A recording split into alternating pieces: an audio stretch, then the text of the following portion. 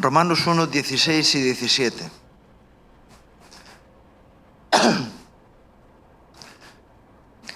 Antes decía yo que somos unos sinvergüenzas y Pablo era un sinvergüenza también.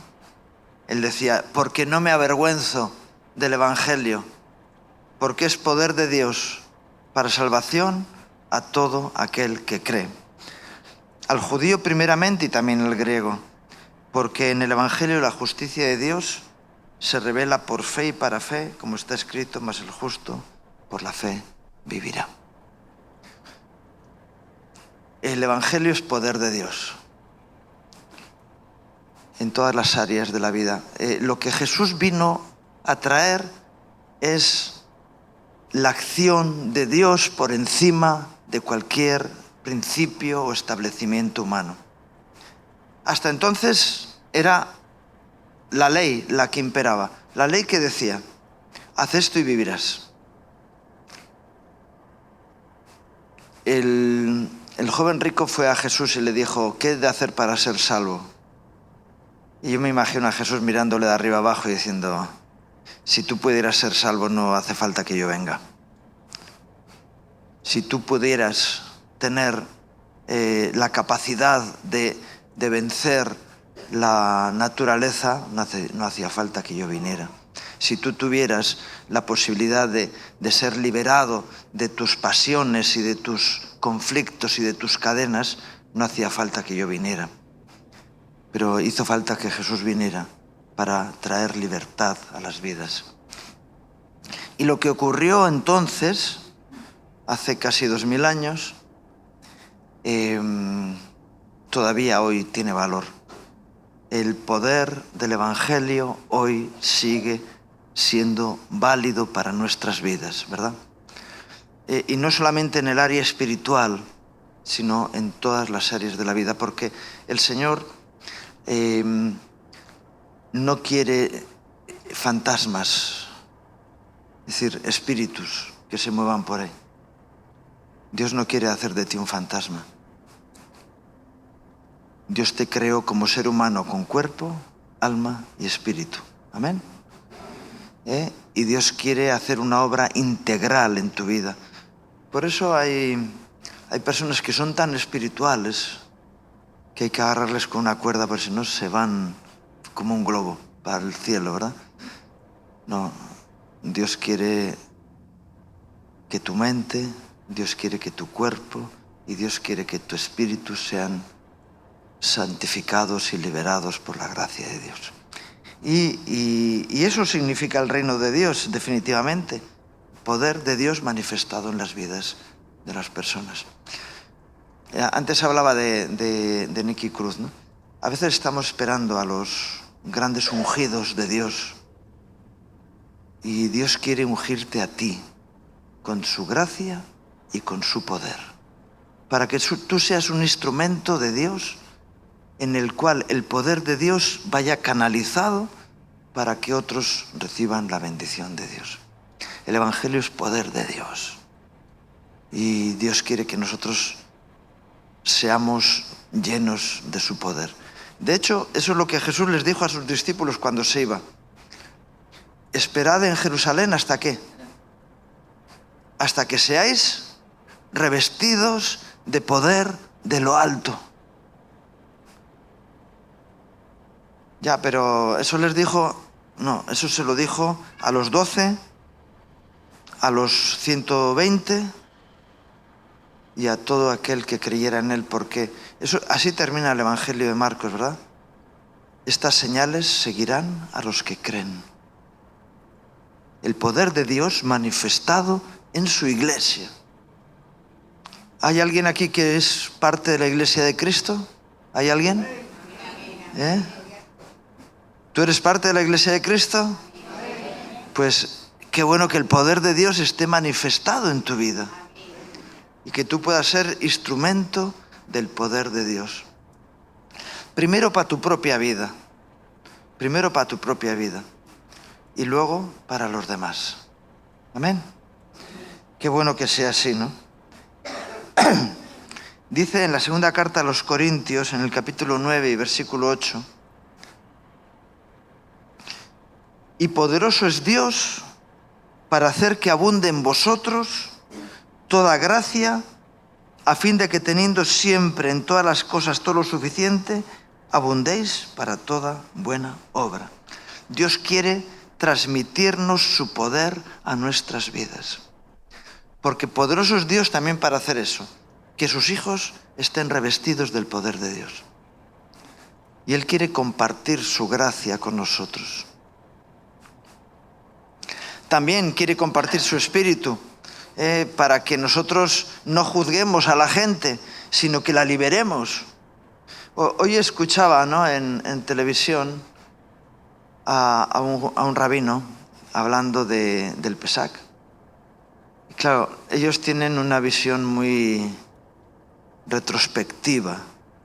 Hubo una liberación en Egipto, pero esa liberación en Egipto es el paradigma, o es el ejemplo para la liberación que hizo Jesús después. Y es también el ejemplo para la liberación que Dios sigue produciendo hoy a través de la Iglesia. ¿Bien? De tal manera que Dios quiere que abunde en nosotros toda gracia.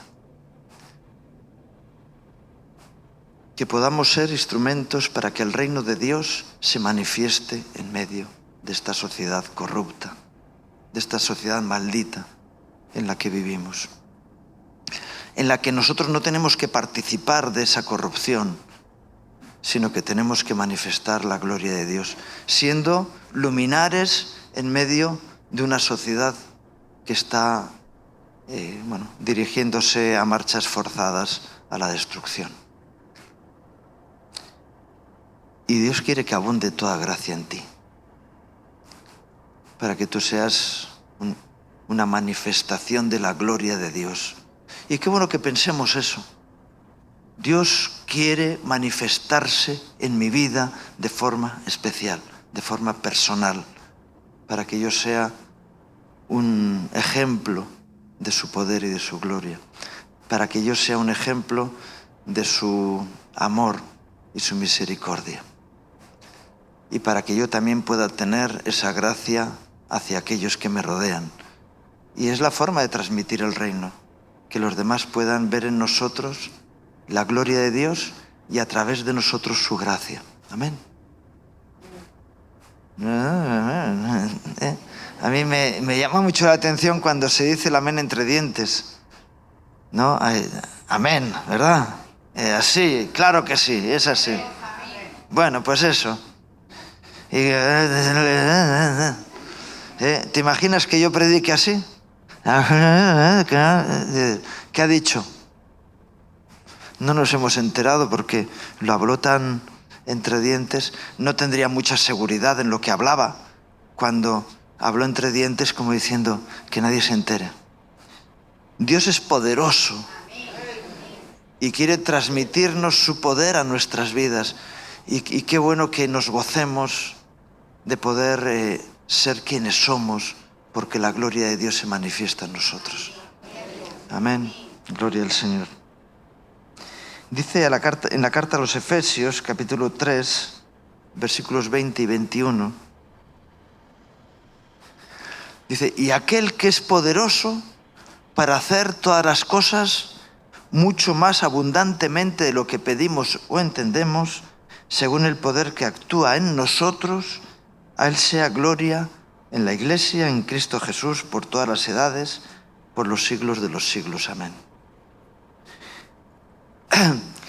Aquel que es poderoso para hacer todas las cosas mucho más abundantemente de lo que pedimos o entendemos. A veces el poder de Dios se limita al embudo de nuestra mente, porque nosotros pensamos que Dios no puede hacer más de lo que ha hecho. Y nuestro Dios, por lo menos mi Dios, es un Dios todopoderoso. ¿Cómo es tu Dios de grande? No nos da los brazos para marcar la grandeza de nuestro Dios. Si tan solo pudiéramos creer en que nuestro Dios tiene en sus manos todas las cosas. Podemos, sí, decirle, Señor, guíame en la oración, ¿no? Pero ¿qué puedo ver de gloria de Dios? Dios nos puede sorprender todavía cada día en nuestras vidas. Y qué bueno que estemos expectantes en el mover de Dios. Estaba diciendo, esta sociedad se va degenerando, se va perdiendo. Todos aquellos que no aprovechen la oportunidad de la gracia de Dios en su vida van caminándose al infierno, corriendo hacia el infierno. Pero qué bueno que podamos jalar de alguno y sacarle en la propia puerta del infierno, ¿verdad? Porque si pudiéramos creer que cualquiera de los que están ahí caminando hacia la muerte pueden ser salvos, qué bueno, y podamos involucrarnos, ¿verdad?, en la transformación de las vidas de aquellos que nos rodean. A veces miramos a una persona y decimos, este es imposible. Para Dios no hay nada imposible, no hay nadie imposible. Dios puede quebrar el corazón de cualquiera. Y qué bueno que nosotros estemos por la labor de decirle al Señor, Señor, trae tu poder a estas vidas, porque poderoso eres para hacer cosas que nosotros ni siquiera entendemos que puedan ocurrir. Él es poderoso. Y dice, según el poder que actúa en nosotros. Es decir, que Pablo escribe a la iglesia de Éfeso y les dice, Dios quiere usar su poder a través vuestro. Dios quiere que su poder se manifieste a través tuyo y que tú puedas ser un canal de la gloria y de la bendición de Dios. Yo no sé quién dice amén a eso. ¿Te lo crees? Que Dios te puede utilizar a ti para que otros puedan ser beneficiados. Qué bueno que puedas entender eso. En mí reside todo el poder de Dios, porque Dios ha querido usarme como canal de su poder. ¡Wow! Dices, tengo una responsabilidad tremenda de poder ser usado por Dios para que otros sean bendecidos. Incluso en aquello que yo no alcanzo a entender, ni a comprender, ni a ver, y ni siquiera me imagino que Dios me puede utilizar en eso. Y entonces vamos a ver la gloria de Dios en medio nuestro. Hace un tiempo un político me decía, la iglesia evangélica va creciendo. A mí no me interesa que crezca la iglesia evangélica, a mí me interesa que crezca el conocimiento de la gloria de Dios. Y eso ocurre en medio nuestro porque creemos que es así. Pero la meta no está en la iglesia, la meta está en que aquellos que no conocen a Jesús lo conozcan. La meta está en que aquellos que han comenzado en el camino del Señor puedan entender que el amor de Dios es inimaginable, ilimitado, y que el poder de Dios es también ilimitado para todos nosotros. Que vamos a ver cosas que ni hemos podido imaginar. Y qué bueno que podamos estar en esa expectación. Señor, úsame para hacer cosas que van mucho más allá de lo que yo pueda hacer ni lo que yo pueda entender siquiera. Porque eso es lo que dice la palabra, ¿verdad? Dice en Mateo 28 y versículos 16 al 19.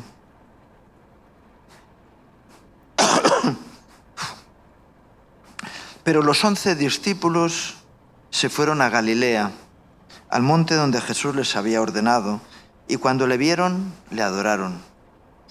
Pero algunos dudaban. Y Jesús se acercó y les habló diciendo, toda potestad me es dada en los cielos y en la tierra. Por tanto, id y haced discípulos a todas las naciones, bautizándolos en el nombre del Padre y del Hijo y del Espíritu Santo. Fijaros, los 11 discípulos, es decir, no el 120, de los 120, el último, que luego recibió la llenura del Espíritu Santo. No un añadido, alguien que estaba por ahí por casualidad. Dice que algunos de ellos dudaban. Todavía había dudas en ellos y Jesús les dice: toda potestad me es dada en los cielos y en la tierra. Es decir, todo el poder del Dios omnipotente está en mí, y con ese poder yo os envío, y con ese poder ese mandato llegó hasta el día en que alguien te habló, oró por ti para que conocieras a Jesús.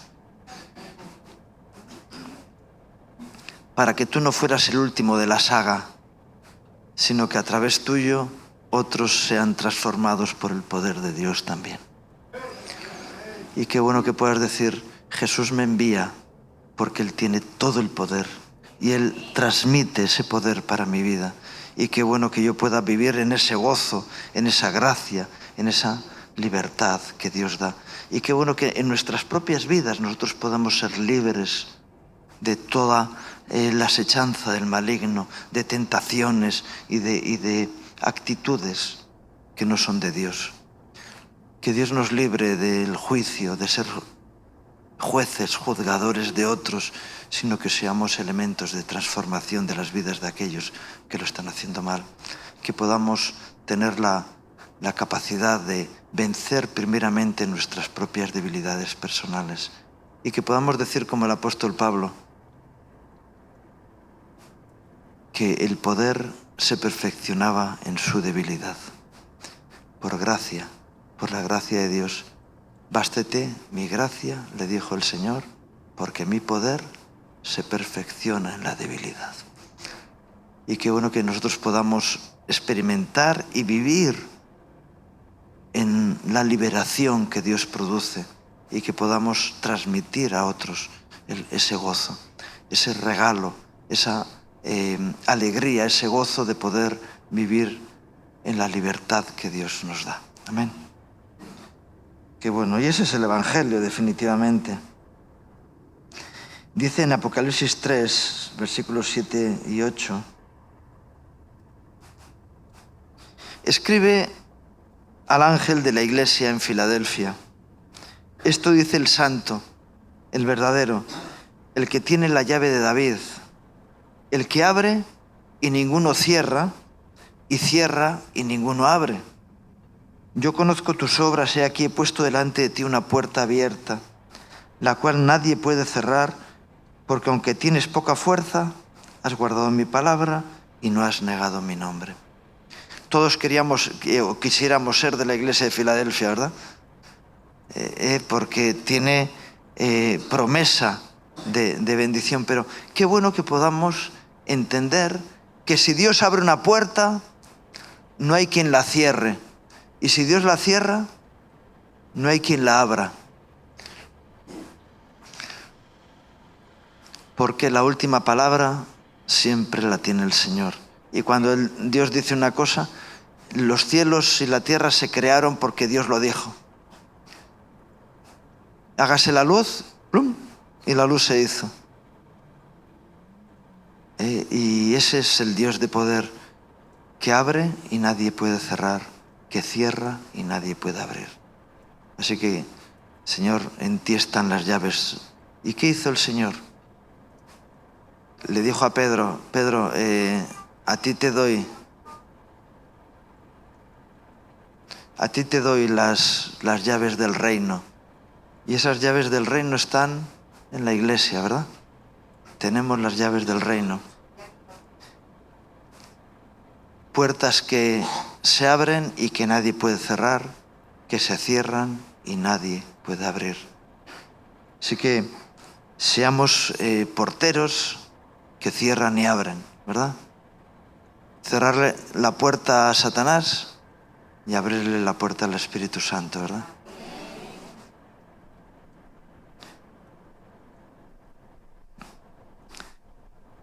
Si Dios dice, ¿quién podrá hablar en contra de lo que Dios dice? Lucas 7, 6 al 9 dice: Y Jesús fue con ellos, pero cuando ya no estaban lejos de la casa, el centurión envió a él unos amigos diciéndole: Señor, no te molestes, pues no soy digno de que entres bajo mi techo, por lo que ni aun me tuve por digno de venir a ti, pero di la palabra y mi siervo será sano, porque también yo soy hombre puesto bajo autoridad y tengo soldados bajo mis órdenes, y digo a este ve y va, y al otro ven y viene, y a mi siervo haz esto y lo hace. Al oír esto, Jesús se maravilló de él y volviéndose dijo a la gente que le seguía: os digo que ni aun en Israel he hallado tanta fe. Di la palabra y será hecho.